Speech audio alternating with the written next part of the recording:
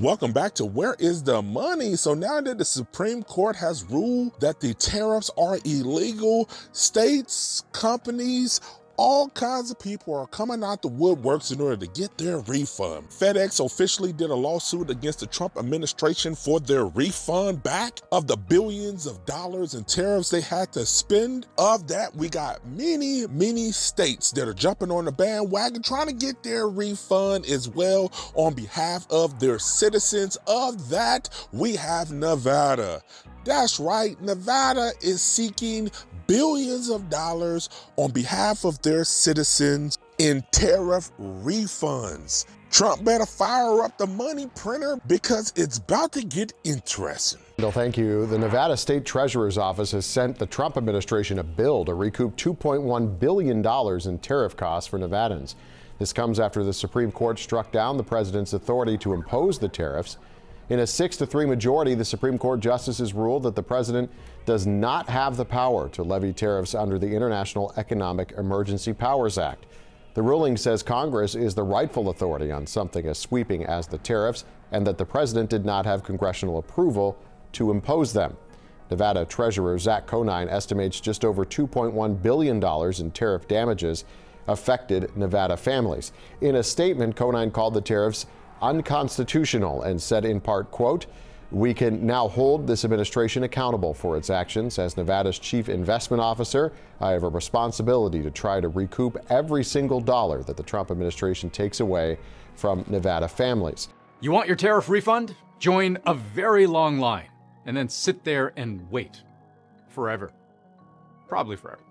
You're not getting a tariff refund. Sorry about that. So here's the problem. When the Supreme Court ruled last week that Trump's double-digit Liberation Day reciprocal emergency tariffs were illegal all along, they didn't say anything at all about what to do with all that illegally collected money. The Supreme Court sort of punted on this. Estimates are the U.S. government collected somewhere between 130 and 175 billion dollars that it should not have.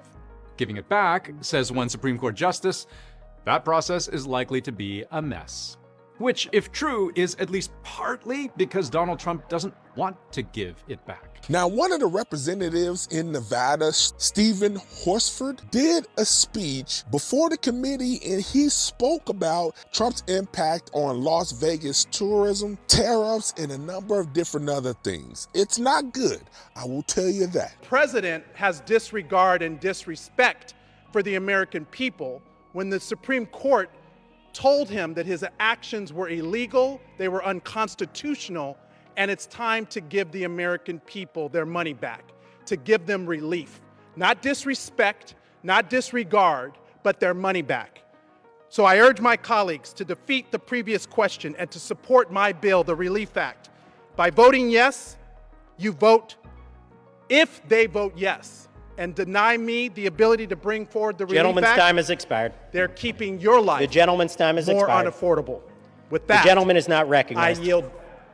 Now, Trump likes to promote the economy as the best economy ever. We're doing so well, even though it does not translate over into the economic numbers, whether we're talking the CPI report, the unemployment rate, any metric to measure the economy is not coming back good. Let's go to Las Vegas and look at the impact of tariffs and Trump policies on Las Vegas tourism.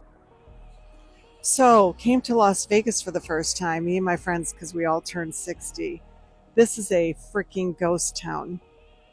I created content about how the travel industry is being hit, especially Las Vegas. This place is a ghost town. There are restaurants inside of all these gorgeous hotels. The doors are shut. I hopped into a Lyft because I don't use Uber. Don't use Uber, you guys. And the Lyft driver, I asked how he was doing, and he said, okay, but, you know, business is really tough right now because there's not that many tourists, coming in needing an Uber or a Lyft. And I said, is this what you do for a living normally? And he said, no, I'm a real estate agent, but everybody in real estate right now is suffering, and all of us agree nothing's going to get better until we have a change in administration. He came right out and said it. So he's like, I had to get this side gig When I was departing from my airport, it's a Delta hub, meaning there are something like over 200 gates. And there was a time just a couple years ago when all those gates had Delta airplanes in them. There were, I counted, at least 40 gates that were literally shuttered, not even being used, snowed in, idle storage at those gates. We're being really distracted, but this Trump administration, Republicans are tanking our economy. I can't stress it enough. But through June of 2025, the visitor numbers have plunged by over 7% compared to the first 6 months of last year.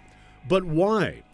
Culinary Union leader Ted Papageorge blames the White House, calling it a Trump slump. So many more states are going to be jumping on the bandwagon trying to get their refund in the billions, possibly trillions of dollars. The Trump administration is trying all they can to try to hold on to the money and come up with a workaround so they don't have to pay all of it or a fraction of it.